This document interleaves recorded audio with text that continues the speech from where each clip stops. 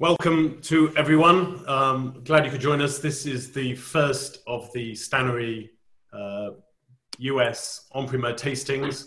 Started out with a cracking one, Gavin and Jeff from Chanin, Liquid Farm, two wines that I drink far too much of myself and love. Only got an hour to work with here, so I'm going to rush straight along. So we're going to learn a little bit about the two respective wineries, and we're also focusing on the 2018 vintage. I think from this part of the world, we can think that California is quite a uniform place and life is easy and they have sunshine and making grapes is easy. But we've seen in 17 and 20, the fires and difficult conditions. So for now, it's time to celebrate what has been an exceptional vintage in 18. Those who have done these tastings before will know the drill, but please do ask questions as we go along, and everyone's muted, but type them along and I will try and interrupt Jeff and Gavin. But starting off with Gavin, I don't want to be too long before getting a glass of wine into people. We're looking straight away at the 2018 Nacido Chardonnay, iconic vineyard in Santa Maria Valley. Gavin, over to you, please, your take on it and the 18 vintage. Yeah, thank you. We're here, winery's a bit of a mess behind me, doing some punch downs up here in the corner and pressing the last of the Chardonnay today. It's kind of strange. This is my 20th vintage making wine. I started in 2004 at Au Bon Climat, worked there until 2012. And in the middle of that, at some point in 2007, I took a year off and cheated with the harvest count by making wine in New Zealand at 2 different wineries and then in South Africa. Kind of doing the intern circle. I'm sorry, I just realized I've got a really bright light emanating up there. Not quite sure how to fix that. So I started the company in 07. I was still in university. I was studying painting, which is where the labels come from. And I wanted to make nuanced wines from California, from especially old sites in California, specifically in Santa Barbara. And that's really been my focus ever since. We haven't necessarily changed. Some of the executions changed and improved, but the style and the philosophy has always been consistent. So let's see. In 2007, the landscape in California was totally different. Robert Parker was still kind of running the show, and when people tasted wines that were 12, 13% alcohol, they said these can't possibly be commercial. So, being kind of a smart ass with a chip on my shoulder, I decided to focus my company on those.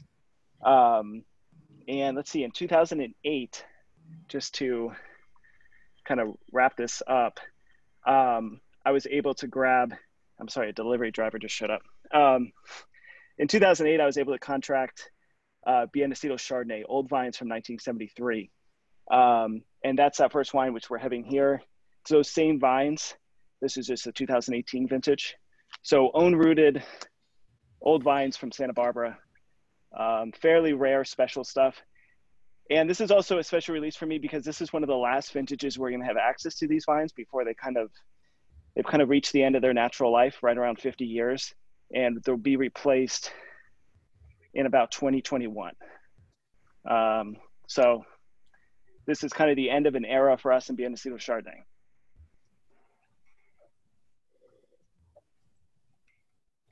The winemaking is extremely simple. And sorry, I'm a bit distracted. There's a million people coming in and out of the winery at the moment for some reason. But this is kind of the end of that era. Winemaking is pressed straight into barrel. Very little new oak, but 100% French oak. Only about 10 to 15% new oak. And fermented in barrel, aged in barrel, 100% mallow, aged for about 18 months, and then bottled unfiltered. So extremely old school, extremely simple winemaking. Basically wanting to make as transparent version of this vineyard as we can. And I'm sorry, I'm getting a note that my internet is unstable. Are you guys reading me loud and clear? All good. Thanks, Gavin. Just back on Nacido, the changes, what are you going to move to? Are they much younger? Is it going to lose all of the 73 vines? Will you do it progressively? You know, I'm not sure. It's probably going to happen in a hurry. And we haven't found the next solution yet. So the future is somewhat unclear. So this could be the last Nacido you make if you're not happy with what you can, the age of the vines, the quality. Yeah, exactly. So this very well could be the last one. It's we made a tiny bit of 19, so 19 technically will be the most likely be the last one. It's a very special site. It's limestone and gravel soil, combined with old vines, and then combined with a really cool climate. And I think that really leads to the flavor, which to talk about the 18 vintage. 18 vintage is it's a delicious vintage in my opinion. That's extremely transparent to sight. And this is a great example of this. When I smell this, I smell Nacido. It's got that kind of toasted nut, that salty minerality, which reminds me of the limestone. And this really is reminds me of that '08, which got me into this vineyard in the first place. The growing season, was it straightforward for you, Gavin? Straightforward, not too many challenges. It had a pretty intense cold snap in August. And that's something I love to see in Santa Barbara, because to me, it's really a sign to the vines of, hey, you need to ripen your fruit. We have an extremely cool climate here, but sometimes it's a little too cool and too consistent. And that'll tell a plant to just keep growing wood and growing roots and growing stronger. So those vintages where we have a little bit of extreme heat or a little bit of extreme cold a couple weeks before harvest really adds to the character of the wines. And you can almost see it in the vines, so they get this message of, hey, you need to ripen because this season's ending soon. So to me, that was kind of one of the special moments of 2018. The label I should mention is also the first guest label I've done. So it's a good friend of mine, Elizabeth Tremonte. So after, 14 years of Chanin, I finally threw in the towel and said, we're gonna bring in a close friend to make 2 of the labels. So all the other artwork is my own. Could you show the label for those who don't know what your label? Thank you.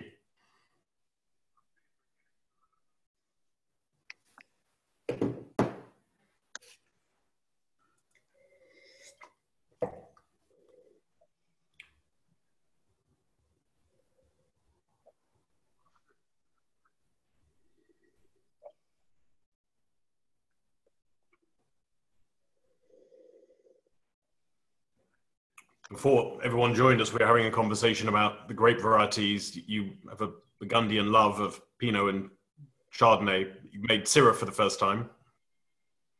Yeah, I made Syrah for the first time in 2017 from Shock Vineyard, which will be the next Pinot I think we taste. And sorry, I just saw the question. I forgot if I answered this, but Nacido was planted in 1973. These vines date back to that.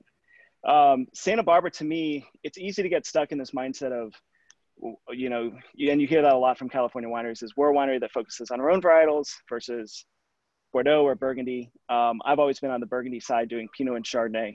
And I've always thought, God, it's kind of unfair, because to me, the top 3 varietals in Santa Barbara are Pinot, Chardonnay, and Syrah. So in 17, we did I think we did 4 or 5 barrels of Syrah from Shock Family Vineyard, which is a 3-acre, 1.5 hectare monopole that we contract fruit from. Really a special site just outside Santa Rita Hills. So I'm pretty excited for that wine. With that in mind, should we transition to the Pinot? Let's move to the second one. First Pinot. So please tell us a little more about the vineyard. Yeah, so it's funny. Shock Family Vineyard has a much different story than Nacido. Nacido's old, planted in 73 by a farming family. Shock is young, planted, I believe it was 2008 by a person who's a builder by trade, John Shock. John and I met as colleagues on the Santa Barbara Search and Rescue Team, which is a volunteer team that deals with fires and mudslides and car accidents and lost hikers in Santa Barbara. So that was kind of one of my passions the last 5 years. John's an incident commander. So him and I kind of went through some pretty significant events in California, but in Santa Barbara, especially with the fires and then the mudslides. And at one point he kind of pulled me aside and said, hey, I've got this little vineyard. You want to make wine from it? And I just thought, God, it's probably a crappy little vineyard, but I have to go take a look at it just to be nice. And I went out there and took a look, and it was so amazing. I actually almost ended up buying it this year as an estate vineyard. It didn't quite work out through no fault of the vineyards, but really is a special site. It's John's a very intuitive builder. and his farming style is very straightforward. So it's been organically farmed since it was planted, and it's actually never been sprayed, which is extremely unique. So I would say it's past organic. A lot of organic vineyards, believe it or not, actually get sprayed weekly. So you get a lot of organic pesticide usage, a lot of tractor driving, compacting the soil, that sort of thing. This is just a very hands-on, kind of perfectly farmed vineyard in a wonderful site that just gets swept by the wind. And that wind dries out the leaves and the vines, and probably is the reason why he can grow grapes without spraying. Sorry, fly in my face. So really a special site. I'm the only one to make wine from there, so it's a monopole for Chanin. This is also a site which might be, this might be one of the last wines we make from there. So it's kind of an extremely rare production. We made 4 barrels of it, most of which went to the UK. So it's something I'm extremely excited for. Flavor-wise, I think there's kind of a subtlety, a red fruit component that comes from the sand that I'm really partial to. I think as we go to the Sanford and Benedict, you'll see more kind of dark notes, cola notes, hard spice. So this is a wine I'm really proud of. I think it's going to age extremely well, combined with it being extremely rare, and then kind of that personal connection that John and I have. I think this is really one to put in the cellar and keep and enjoy for a very long time. Someone asking when they were bottled, the 18s. The 18s were bottled in March of this year. And I jinxed it. I just mentioned to a friend of mine here that we haven't had any flies in the cellar this year. So now the only fly is torturing me. So again, about roughly 18 months in barrel, again, unfiltered like all my wines. So, you know, these are really wines which can be made by hand, almost without electricity, very old school. And I think the key for all these wines, but I think this wine shows it especially well, is you make a wine with classic style, goes well with food, from a really unique special site. They can also age extremely well. And I think Pino is one of the few grapes that can pull that off consistently. And I think California, the sunlight we have combined with the cool weather, combined with the site, is really kind of how we perfect that. So this is a wine I'm really proud of. And for your taste, when do you like to drink your Pinots? You know, that's a good question. I think people who get my email blast probably get sick of me saying this, but I don't think it's a crime to drink these wines young. But they can easily age 10, 15 plus years. 15 might be pushing it because we're not actually 15 years old yet. But Sam and I were at a dinner where we drank all my 07, 08s, and 09s, and I thought they were kind of matching my marketing speak with what I say about ageability. I love old wine. It's one of the things that, you know, the idea that wine has life and develops and goes through ups and downs and can be enjoyed in these different stages is one of the reasons I'm so passionate about wine. So to me, it's something I think about all the time. We want all the wines to age. I keep a fairly significant library. It's up to about, I'm staring at it in the corner. It's up to about 500 cases now. So definitely keep putting my money where my mouth is, and hope to be able to use that. Hope to be able to enjoy that with you guys in the UK as time goes on. And the library is actually just behind me. And since we are working in the cellar today, I'm gonna turn off this really loud refrigerator.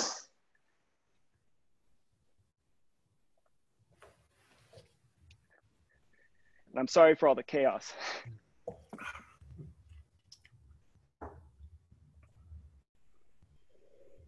So Sam, I think this is the second time you're tasting Shock. What do you, and it's the first time I've had a new vineyard in a little while. I'd be curious to put the question back on the Stannery team of their opinions of this wine versus our previous single vineyards. Freshness, huge freshness to it, bite. But for me, future ahead of it, delicious wine, but one I would want to put away for a while.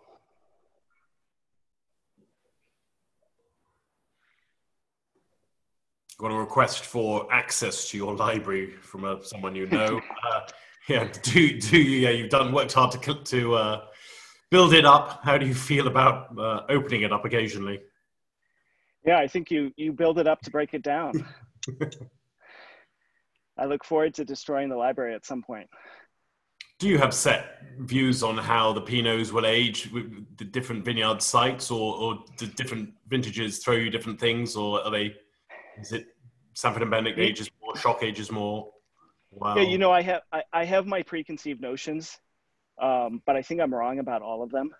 So my bias is that Sanford ages the best, Nacido ages in the middle, and Los Alamos ages the least. But every time we do a tastings of old wines, I'm kind of proven incorrect on that. So I think each vineyard has its own kind of life to it, and it's fun watching that, progress. Sanford's the darkest with the most tannin, so it's easy to say this will probably age the longest. But I think the truth is they all have the potential, and we'll just have to see. Sometimes those light, delicate Pinots with really good acidity and structure, you taste them and they go, God, it's so pretty and floral. I wonder how much life this has to it, as delicious as it is. And one thing I've learned when I say I'm wrong is that often those can really strike you with how long they can age. So the story's yet to be written there, but we're hitting the point where we'll be 15 years next year. I think when we hit the 20-year anniversary, we'll really be able to say, okay, these wines can seriously age. I think we can say it now, but I think in another 5 years, we'll be able to say it with a lot of confidence, that this wine can really age, really reward cellaring. And I think seeing, on premiere releases in your glass now, I'm not sure how they're showing airmail to London and spread out, but I'm extremely pleased with these wines. So it sounds odd, but we're in this weird category where I think the most age-worthy Pinots often are the most balanced Pinots, and therefore also taste really good young. Versus when I was young and starting off, I always said, for my own collecting, I said I want to buy the most tannic, harshest Burgundies I can find and put them away forever. And as I've slowly opened some of those bottles I collected in my younger days, I've realized they're still tannic and hard, and they'll probably never come around. Do you have this conversation in the US as much here? The British stereotype is that we drink our wines old. The US drink them young. Is that true? Or? I don't have it. I don't have it as much in the US, which kind of bums me out. There's probably a reason why Chanin currently sells more wine in Europe than we do in the US. So that is one thing I love about all of our customers in Europe, whether the UK or elsewhere. We do have a few pretty serious collectors. I actually have one long-term client who's never drank a bottle. That's probably the opposite end, taking it a little too far. But I hope that becomes more of the wine drinking culture here in the US, that it's not just, as delicious as wine can be in the here and now. Like I was saying earlier, to me, the really special aspect to it is that there's life to it, and it develops and it travels and all those things. So that's really what I'm all about. Thank you. And let's move on to the third wine, the Sanford and Benedict Pinot. Please do tell us about it. Yeah, so Sanford and Benedict Pinot, this is the lowest production Sanford and Benedict we've made since 2012. It got massive scores, and I think it's a great comparison / competition to the Shock, whereas the Shock's a little quieter, a little more of that kind of nuanced red fruit floral. The Sanford's got that broadness to it that appeals heavily to the critics, even though, the alcohol is perfectly reasonable. But I think that's where you get into a conversation that I'm really interested in, which is we take these wines, we make them almost the exact same way, and they have their personality, which shows through. It's like siblings with, 3 different careers as they grow older. So I think it's a really fascinating comparison. And for me, I think it's an underdog story with the Shock, but for my taste and my palate and my kind of idea of putting wine away or drinking it with food, I'm much more interested in the Shock now that I am in the Sanford and Benedict. So even though the Sanford and Benedict's a famous vineyard and the extremely highly rated wine. So that's kind of and we often have these competitions with whether it's different vintages or different vineyards. I try to be honest. And oftentimes my preferences change But I think this is a really fun comparison because it's literally our oldest, most famous vineyard competing with one of our youngest and definitely our least famous vineyard. So it's kind of the yin and yang of the Chanin production for 2018. Alcohol is the same, 13.5%, both wines? Yeah, I think they're both. I poured the S&B and then put it away. I've got the Shock is 13.5.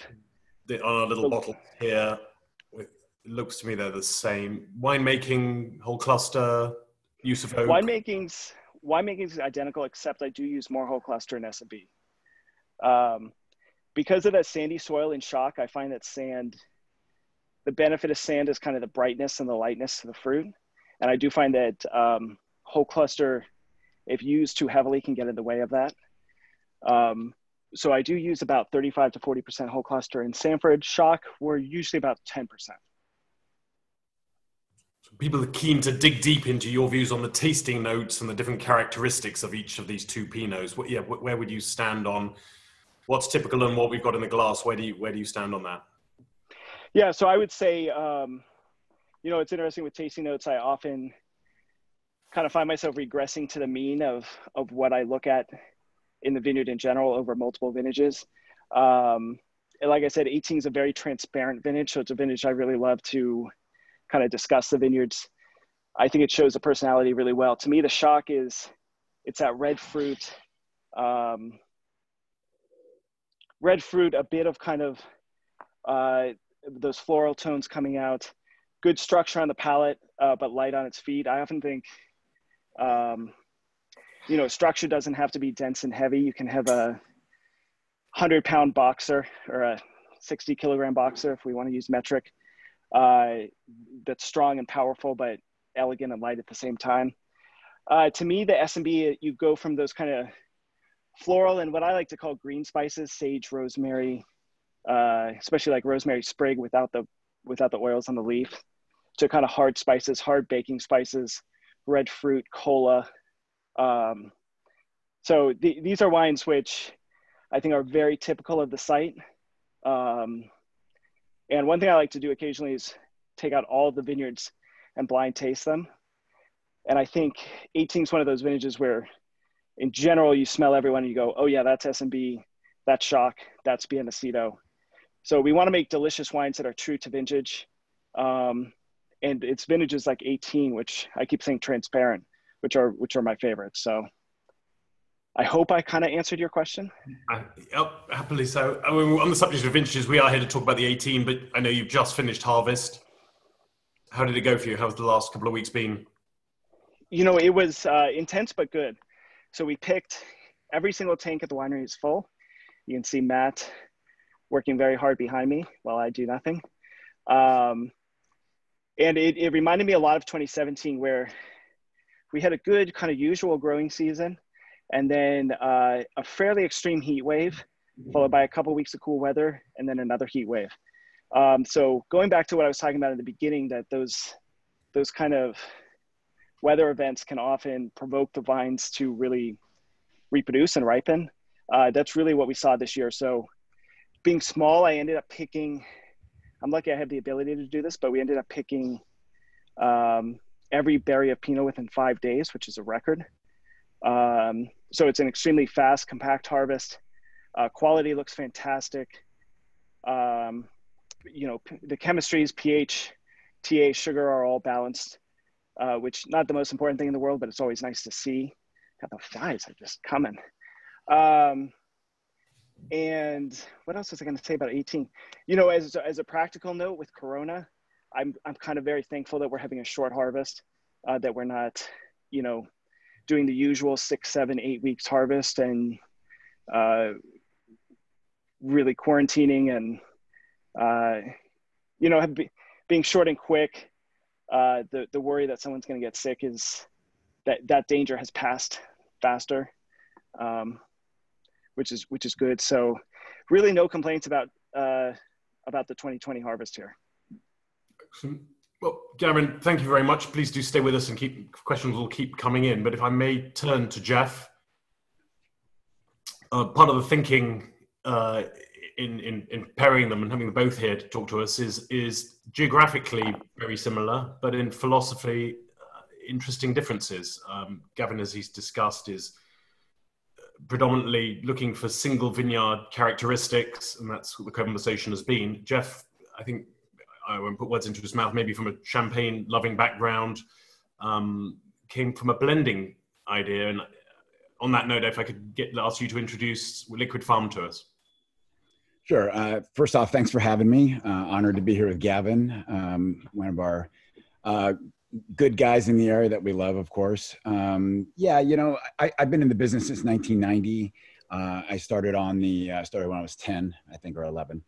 But I've been in the business for a while. I was on the sales side for most of my career. I got into the champagne business, managing champagne houses in 1996.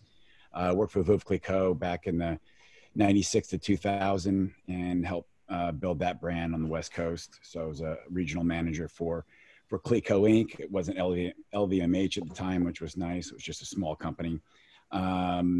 So my love of champagne and Burgundy kind of fell in love there. We also had Bouchard Perry-Fils, which was not owned by Joseph Henriot at that point.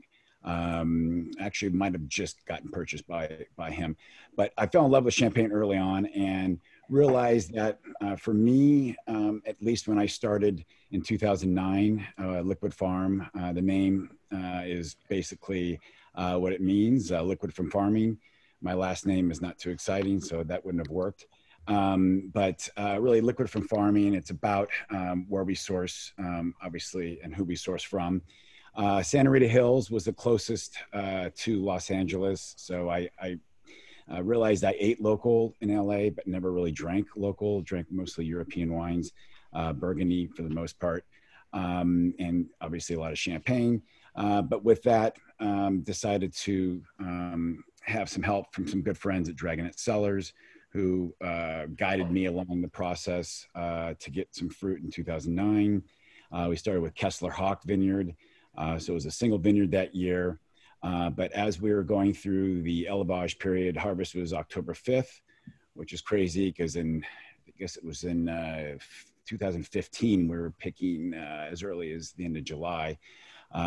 So into August. So obviously a change since '09 in some ways. But through the aging process, realized that out of the 4 barrels we had, 2 barrels kind of went a little more like White Hill, which is I believe the first wine that you guys have there.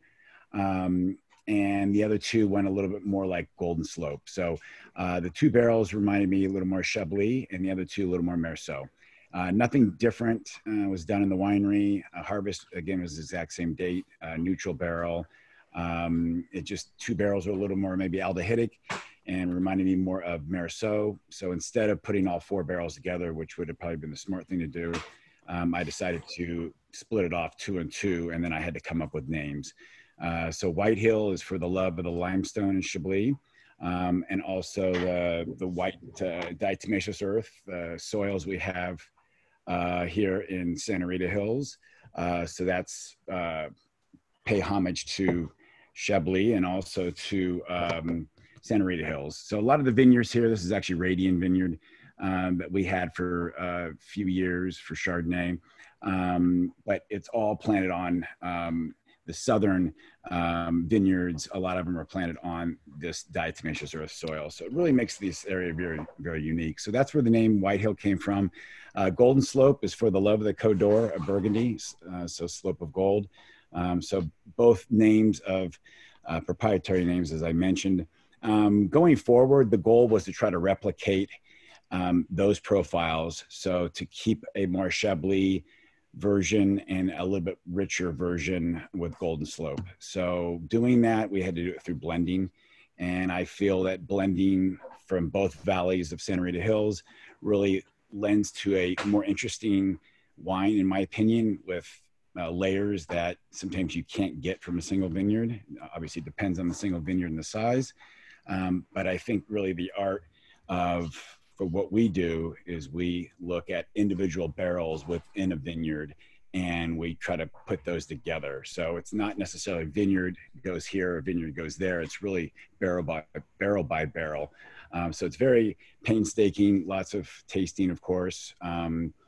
But that's really the philosophy. And again, I guess a non-vintage champagne house is based upon their quality year in and year out of their house style. If that changes, then there's obviously some issues somewhere. So and that's really the hardest wine to make in Champagne is the non-vintage.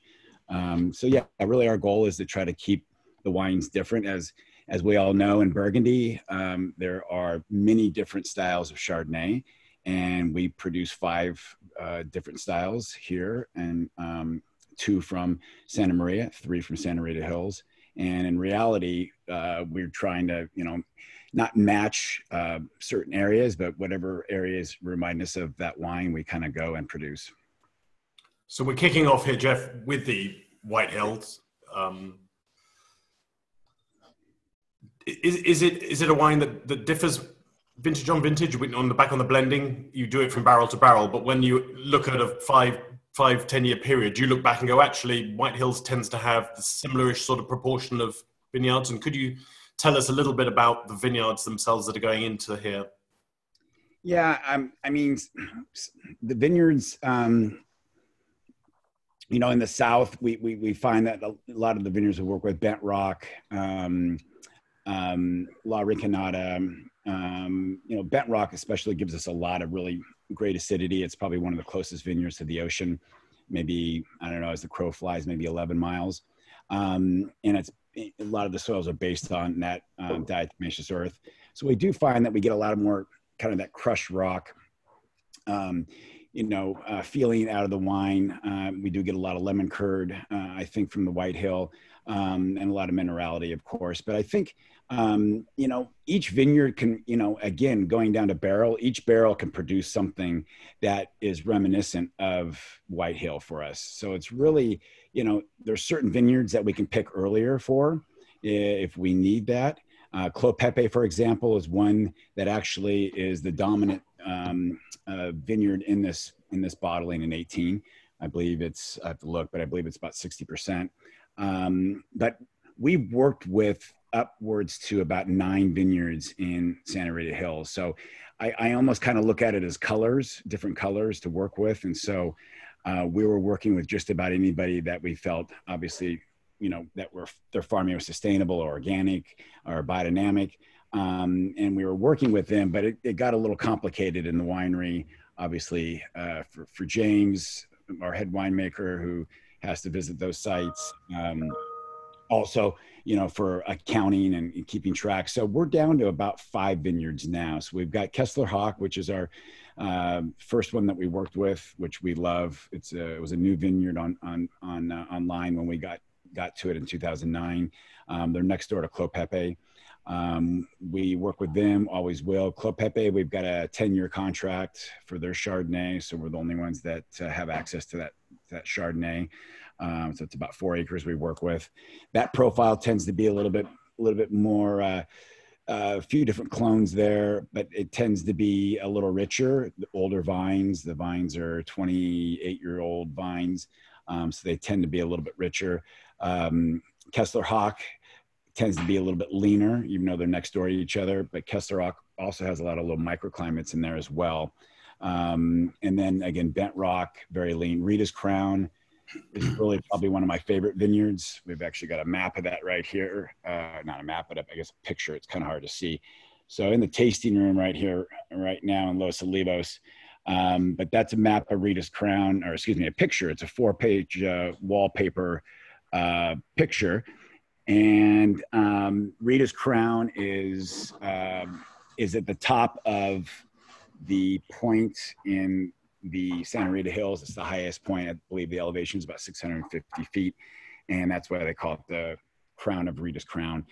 I think that vineyard is just absolutely stunning. It gets you a lot of power, finesse. It's a fairly young vineyard. We've been working with them since 2010, I think, when they first came on board.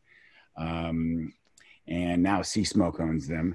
The CalPERS, the government retirement fund, owned them for many years. But now Sea Smoke have purchased them, and it's all organic. So yeah, we work with those guys. We work with La Rinconada, which is part of Sanford and Benedict, which gives us a lot of great fruit components to it for the Golden Slope. So yeah, I mean, we do find that there's certain vineyards that go better with Golden Slope or White Hill, but we can also pick later for Golden Slope as well. And the blending process, is it harmonious? Do you and James see things the same way, or do you squabble, or how does that work? Talk us through who gets the say, who gets the votes, how does it work?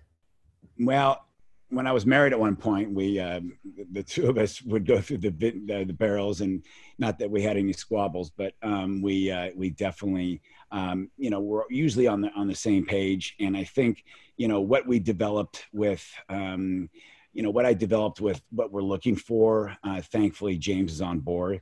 So there's really not that, we don't have any issues, thankfully. We do taste the blends after they've been blended.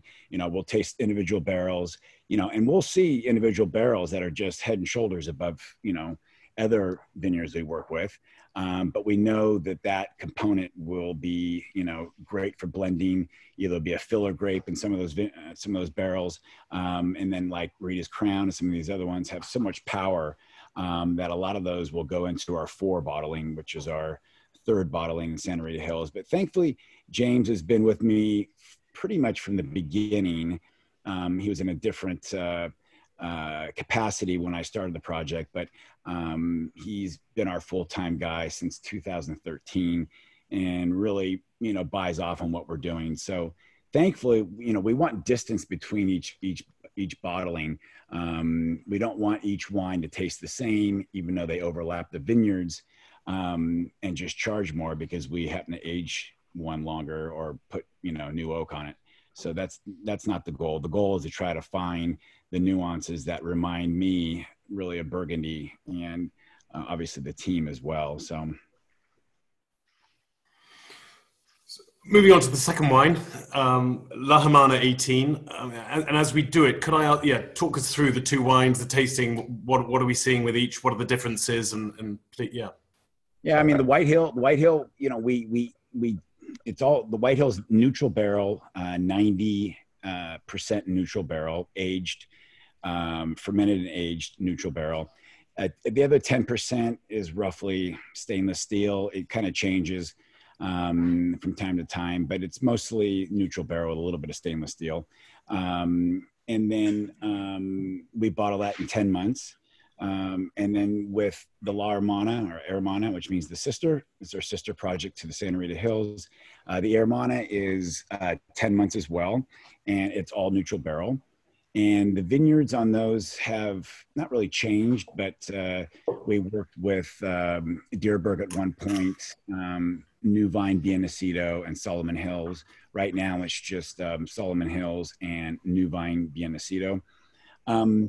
Santa Maria versus Santa Rita Hills. I think Santa Rita Hills, you get a real good minerality thread through the wine that is just, top to bottom. And it really does remind me of Burgundy quite a bit.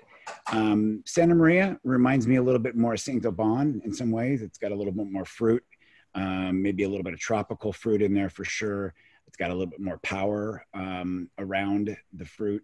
But the acid levels are as strong as the White Hill, for example, and it really finishes very clean. So, for me, Santa Maria tends to be a little bit bigger, broader, a little more tropical fruit. Thank you. We talked about aging potential with Gavin. Maybe let's just stick to the whites for now. Optimal time to drink them. What do you like doing when you're drinking? It depends on vintage. I mean, there's a lot of vintage. The first vintage 09 I had about a year ago with the gentleman from Food and Wine. I just went brain dead in his name, the editor. And we had both the White Hill and the Golden Slope. And it was the very first vintage. It was the 09. The 09, the White Hill was stunning, absolutely stunning. The Golden Slope, since we knew it was a little more oxidative, aldehydic, was definitely on its decline. But that was the very first vintage. Going forward, obviously we know that we just took what we had in the very first vintage. But the White Hill can age, I think, for a long, long time. Same with the Golden Slope. Even depending on vintage, I think, you know, and a good vintage, longer, of course, like 2011, can age forever. 2010, I had a little while ago, which had a lot of sugar in that vintage because it was so warm. The sugar integrated in with the fruit and the acid, and it's tasting great. So I think the Chardonnays, you know, they're meant, we don't hit them too hard with sulfur. So it's not like Burgundy where you have to wait, you know, 4 or 5 years before you try them, and hopefully they're not pre-moxed. But we use Diam cork, DIAM, or DM Diam cork. We've been using that since 2010. And that is really, in my opinion, why pre-mox was such a huge issue in Burgundy. And we've not had any issues with our bottles with Diam cork. I'm a huge proponent of it. In my days with William Febvre Chablis, working with DDA, talking to him, the winemaker, and looking at his studies with that cork. That cork is amazing. So that in itself will get us out of any bottle variation issues, and will also keep the wine. So that's kind of what Gavin said. I mean, it's still unknown as far as how, you know, since we've been around only since 2009. But I think with everything that's in place for the whites, they will age for 15, 20 years, no problem. And question about a wine we're not tasting tonight, but the Four Chardonnay, should we think of that as your top wine, or is that a stylistic difference? Still making it? Are they still the same parcels? Is it terroir the same? Yeah, and we do have we don't have as big a library as Gavin, so we know if there's another lockdown where to go. But we've got a lot of magnums that we do have from past vintages, which everybody gives me a bad time about moving out, but I kind of feel like Gavin. I just like to keep them in there. But with the four started in 2011, and it was our fourth bottling.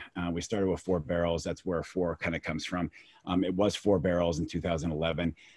It's probably, I hate to use our best because I don't like to use reserve or best, but it's probably our most unique bottling.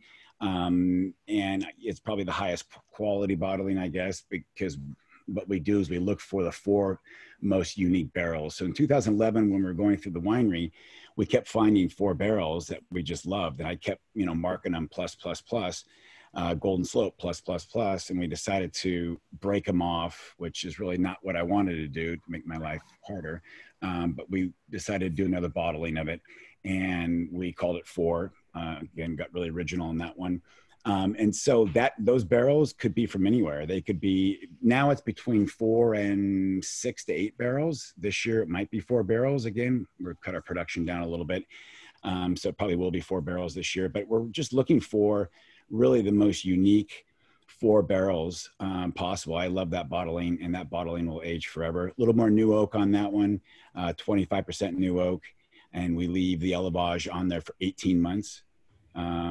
Versus 15 months for the Golden Slope, and then 10 months for the other 2 Chardonnays. Another question, given your background in Champagne, sparkling wine in California, do you have confidence in it? Is it something you'd want to do? Where do you think? Yeah, it's a great question. You know, there's a lot of places up north, I think, Mendocino and some other areas that have a lot of soils that really match that. We tried to make it in 2011. We took a barrel of Kessler Hawk that we really liked, but it was an issue of the wine not really finishing through ML and some other things, and we really were going to have to kind of clean it up a little bit. I didn't feel that the flavors were there for what we really needed to last in a bottle of sparkling wine. So we decided to scrap it, but the acidity levels for sure are there. The acid levels are, I think there's so much malic acid in this area. I think there's more malic acid than there is in Burgundy here in Santa Rita Hills. So we've got a lot of acid. That's not the problem, at least of that acid, but you know, we decided to make some champagne. So we're working with a small family out of Les Menil that own 9 hectares of Chardonnay Grand Cru. So we're working with them, and we should have it over here by the end of the year. So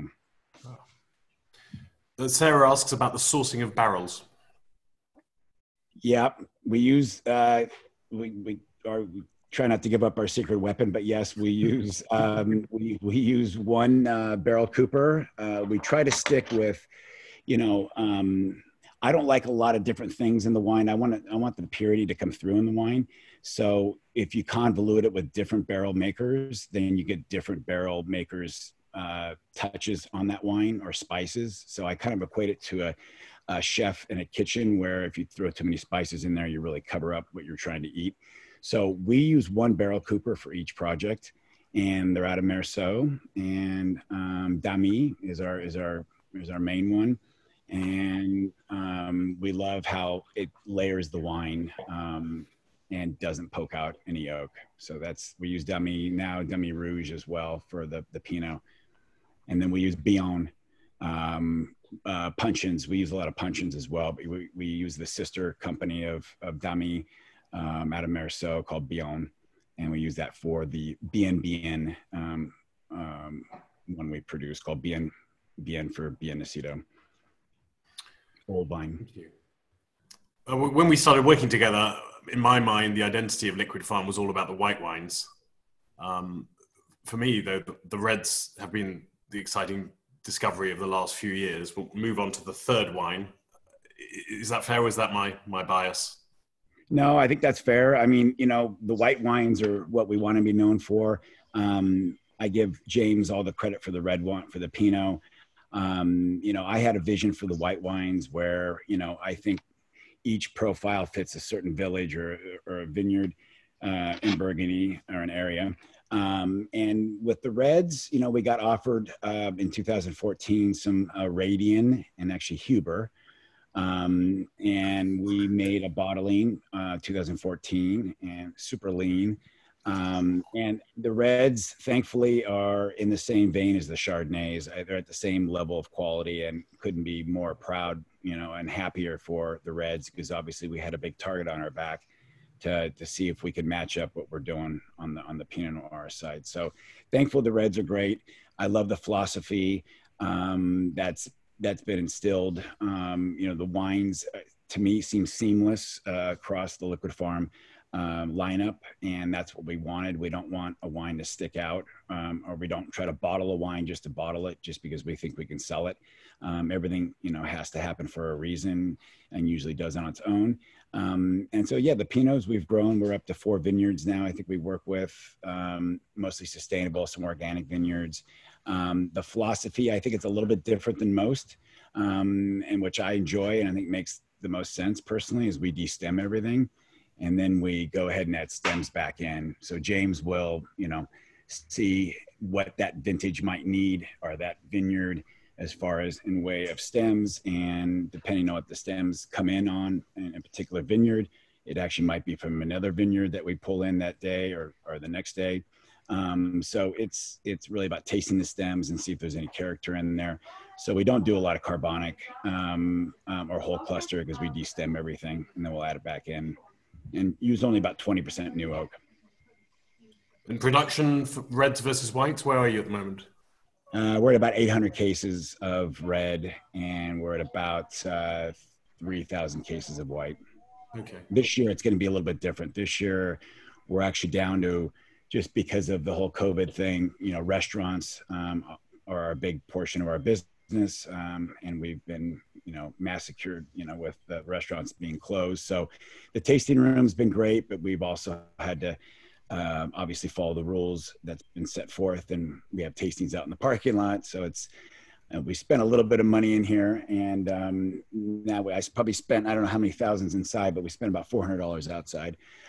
So most of the tastings are outside, but we've cut the Chardonnay down this year to about 800 cases, and Pinot is about 500. The thinking behind the reds being single vineyard and the blending philosophy, did you consider going along those lines with the reds too? You know, I had a hard time kind of wrapping my head around that. Obviously, you know, I know Burgundy, but you know, for me, the nuances in Chardonnay stuck out more to me than, you know, I love the Côte de Nuit Pinot versus Côte de Beaune, you know, and I love the textural and the intensity of the different regions. We just haven't gotten that far yet.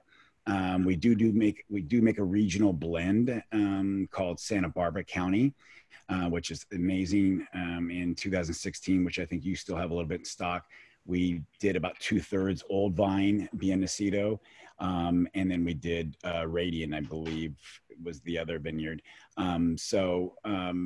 And then going forward was mostly all Santa Rita Hills. So far, it's been Santa Rita Hills fruit, and that usually is from Sanford and Benedict, Radiant, what else?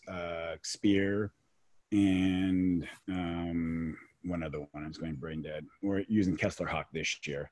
But yes, so we do a regional blend called Santa Barbara County.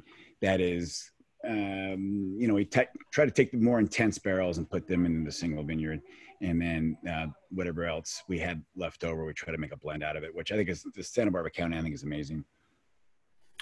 And Gavin focused on 18 being a vintage when the vineyard characteristics come to the fore. Would you agree with that? And Radiant, is this a classic Radiant characteristics? Where would you be on that? Yeah, I mean, I think this Radiant's got a lot of power to it. It's got a lot of ripe cherry. It's got a lot of great spice, a little bit of cola. I just think the wines as a whole for 18 that I'm seeing have been the fruit levels, especially on the White Hill. You're getting a lot of stone fruit, some apricot, you're getting some of that lemon curd, but everything is just elevated a level above from some other vintages that I can think of. It was a great year. There wasn't a lot of frost. We didn't really hit any frost issues, either for Pino. Obviously, usually that could be a problem, but the Chards, we didn't have any, thankfully.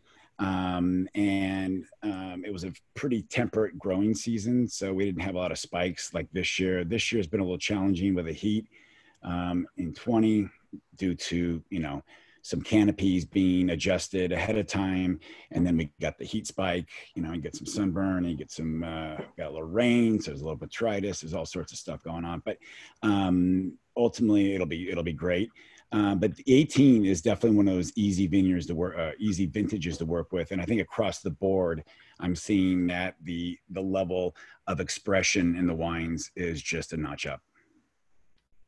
I keep asking you for tasting notes on things, but I'm getting some back to pass on to you. I'm hearing good things about the 13s. Daniel's been drinking Golden Slope recently, said it is awesome. Ian has been drinking the 4 out of Magnum and says the future is ahead of it. 13 vintage you tasted recently? It's funny. I had the 13 vintage. Somebody at a restaurant blind tasted me on it, and I did not get it was ours. I did say it was Burgundy. And the 13 vintage has integrated really nicely. It was 13 was a very difficult year for us. It was very warm and was also a new space that we had moved into. So we were really trying to pack in. We had doubled our production that year from 2,400 to 4,800. And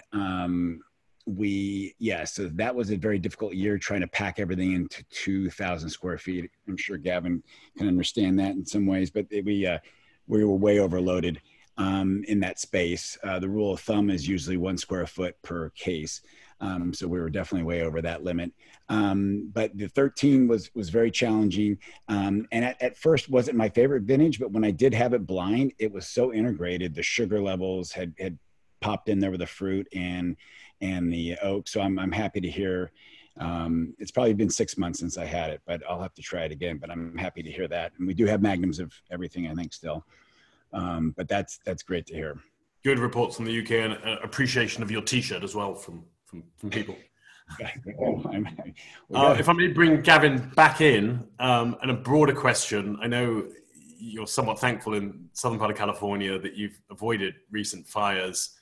Broader issues of causes, smoke taint, open question on that subject to both Gavin and Jeff, if I may. Yeah, so we're lucky in Santa Barbara that we have a strong coastal influence, and even when we have fires in Santa Barbara, and we've had some massive fires historically and in the recent past, most of our smoke gets pushed either north or south as that cold air comes in. So we're very lucky there. Jeff also touched on this, but we have much different fuel here in Santa Barbara than they do up north. So we're burning grass some oak trees, but mostly shrubs, which burn very violently, very fast, but don't have that kind of potent oil aspect that redwoods and large oaks have. So I remember actually with John Schock, we went to we did a mutual aid call up north for a fire a couple of years ago as part of the search and rescue team. And the first thing we said as we got out of the car was, wow, their fires smell so much better than ours. But it's that potent wood, and I think that's really dangerous for grapes. So it's sad to see that come at a terrible time right before harvest. There's still a lot of data out there to be discovered about smoke taint, but right now the word is not looking good. But we are lucky to be down here in Santa Barbara. That's kind of my take on it. And knock on wood, there's a lot of reasons for these fires. There's a lot of people working really hard to battle them. And some of it is honestly just because we fought fires for the last 100 years.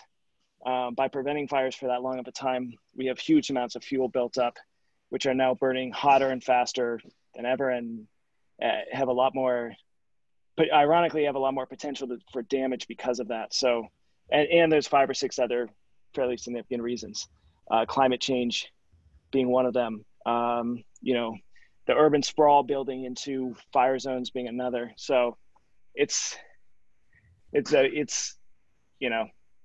I wish there was something good to say about it, but it's massive fires at the worst possible time for certain wine regions.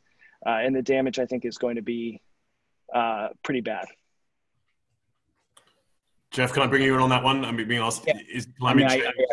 I echo everything that Gavin just said. And, we are more fortunate here because we don't have the fuel, as we talked about before, like they do up north, which is really scary. And, we don't have, we got a lot of fog coming in, which helped this past week. And then the mountain range being east-west kind of does push things, a different way. So we're very lucky there. I mean, our only issue is, and we've had that, I guess, in the Santa Barbara fire, unfortunately, 2.5 years ago, was, we have night airs. So we actually try to be pretty efficient at the winery. So we suck out all the hot air during the day because we do get down to in the 50s, low 50s, where Gavin is as well. And we'll have, maybe 75, 78 as a high. So we'll filter the air through the winery on a daily basis, depending if we need it. So to shut off the night airs is a big deal because we obviously don't want smoke to come through the barrels. I don't think there's any grape issues out here, but more so for barrel issues if it gets into the winery. Gentlemen, we are at the hour. Thank you enormously for your time today. It's been hugely interesting, wonderful, wonderful wines. My first experience, I didn't get to go out there this year because of COVID. So my first experience of tasting an 18, really exciting vintage. And thank you enormously for this evening.